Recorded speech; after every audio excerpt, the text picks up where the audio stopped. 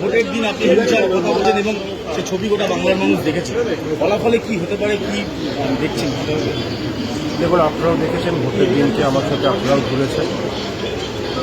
মানিকতলা বিধানসভায় কোথাও কোনো ভোট হয়নি। এটা আমার কথা নয়, আপনাদের ক্যামেরাতে বন্দী হয়েছে। আমরা নির্বাচন কমিশনকে জানিয়েছি 277টা বুথের মধ্যে 89টা বুথে ভীষণ রকমভাবে ছাপ্পা এবং ভোট। যে কোনো একটা বুথে র্যান্ডমলি যদি কোনো সিসিটিভি বার করে চেক করা হয় তাহলে পরিষ্কার হয়ে যাবে।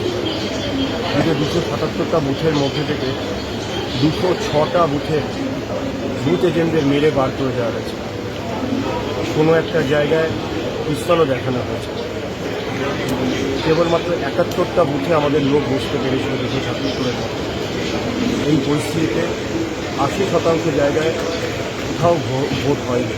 সাধারণ মানুষকে বহুতলের থেকে বেরোতে দেওয়া হয়নি। দরজার বাইরে, গেটের বাইরে 25-30 জন করে বসে থাকতো। আর গলির মুখে, বস্তির গলির মুখেও সেখানে 25-30 জন বসে থাকবে। কোথাও থেকে সাধারণ মানুষকে ভোট দিতে দেওয়া হয়নি।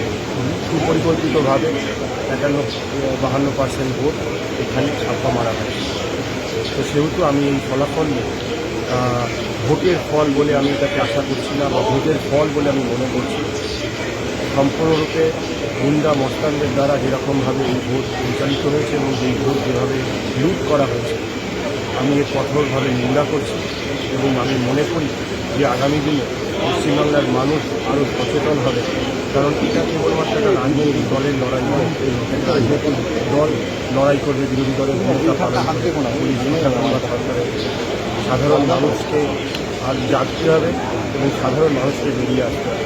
নইলে এই লড়াই করা কঠিন হবে এবং পশ্চিমবাংলার দিনকে দিন যে পরিস্থিতি খারাপ হচ্ছে সেটা আপনাদের মাধ্যমে সারা পৃথিবী করতে পারছে। মানিকতলা 2021 নির্বাচনের পর প্রথম আবার একটা বিধানসভা উপনির্বাচন, রাজনৈতিক হিংসার আশঙ্কা করছেন ভোট পরবর্তী হিংসা?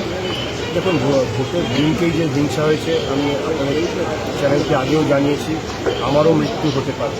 এরকমভাবে 31 নম্বর ওয়ার্ডে আমার উপর লোহার রড দিয়ে হামলা করা হয়েছে, পাথর মারা হয়েছে, গাড়ি সম্পূর্ণরূপে ফেলে দেওয়া হয়েছে। সেদিন কিউআরটি না থাকলে আমি মারা যেতাম। আমি আবেদন করব প্রার্থীকে, শাসক দলের প্রার্থীকে, ফলাফল যাই হোক কোনো রকম সন্ত্রাস করবেন না। ভারতীয় জনতা পার্টি হোক, সিপিএম হোক কি কংগ্রেস হোক, কোনো কর্মীদের উপর যেন তৃণমূলের কর্মীরা হামলা না করে, আক্রমণ না করে, বাড়ি ঘর জ্বালিয়ে না দেয়, না মারে। এটা এক নাগরিক হিসেবে, এক প্রার্থী হিসেবে আরেক প্রার্থীর কাছে অনুরোধ, ফলাফল যাই হোক।